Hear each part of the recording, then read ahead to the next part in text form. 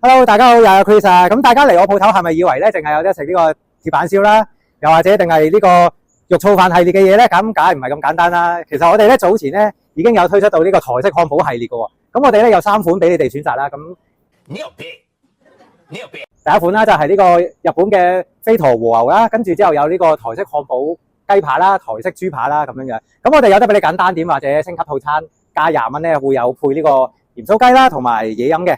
咁可以俾參考俾大家睇睇啦。咁呢度就係一啲單點嘅價錢啦。我哋咧套餐就好似呢個照片咁樣啦，又有個鹽酥雞啦，又有個漢堡包啦，咁有埋杯嘢飲啦。咁嘢飲咧我哋就會可以俾你揀奶茶啊、冬瓜茶啊、四季春啊、烏龍茶啊、可樂啊或者雪碧咁樣嘅。咁或者你想轉其他主餐牌嘢飲咧，半價轉都得噶啦，係啦。咁我哋其實呢個漢堡系咧，同出邊你哋食漢堡包咧唔同嘅地方就係咧，第一啦，咁我哋喺出邊咧通常都可能食呢個薯條薯角啦，咁我哋就係配呢個台灣好出名嘅鹽酥雞啦。咁第二樣嘢啦，咁我哋做呢個台灣漢堡包嘅系列啦，我哋係用咗個台灣特色嘅醬汁啦，入邊會有呢個醬油膏啦，或者呢個台式嘅甜辣醬啦，去做呢個台灣夜市入邊都好出名嘅漢堡包嘅。咁大家有機會咧，得閒嘅時候記得過嚟試下咯。咁一陣間咧，我會咧去煮一次呢個漢堡系列嘅套餐俾大家睇。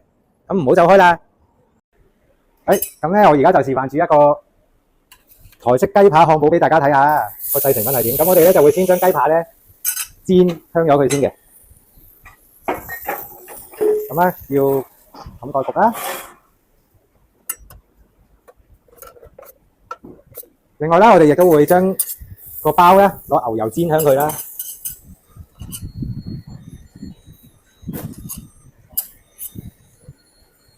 係啦，咁我哋嗰個漢堡包入邊咧會有配搭幾樣嘢嘅喎。咁咧我哋會有呢個洋葱碎啦、番茄啦、生菜啦，仲有芝士啦，同埋有隻煎蛋嘅。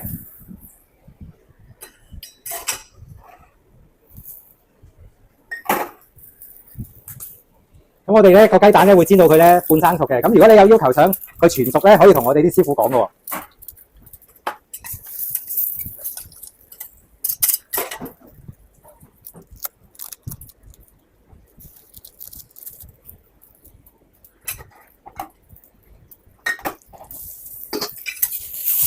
咁我哋會將個雞扒咧煎香佢啦。咁個雞扒咧，我哋其實咧提前已經係醃好咗個底味喺下面㗎啦。咁所以咧，我哋煎嘅時候咧就唔需要再去調味俾佢嘅，已經足夠好食㗎啦。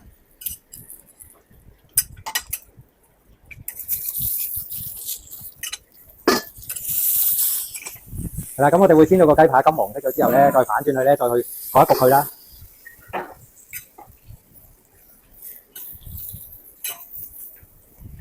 咁我哋咧就會先擺啲番茄啦，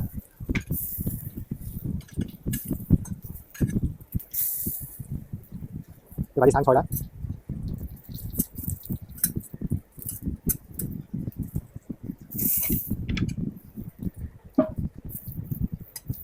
同埋啲洋葱碎喺上面嘅。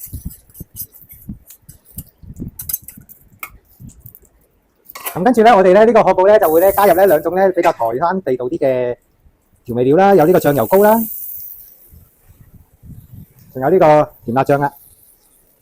咁啊，呈現一個好正宗嘅台灣味道俾大家。咁我哋之後咧會放埋個煎蛋啦，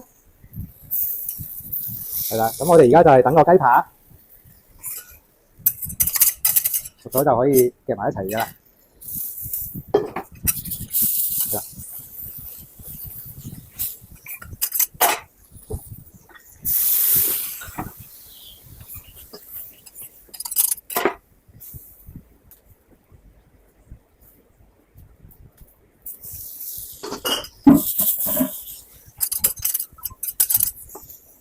咁我哋咧需要好耐心咧，將個雞扒煎到咧外脆內嫩嘅。咁個雞皮咧，我哋都會煎到金黃色，好香口嘅。咁跟住之後咧，我哋就會放個芝士落去，係啦，咁啊，擺個芝士，等佢稍為有少少融化。咁我哋就會將個雞扒擺埋落個蛋上面，就夾埋個點層嗰個包落去噶啦。咁我哋最後咧仲會有支旗仔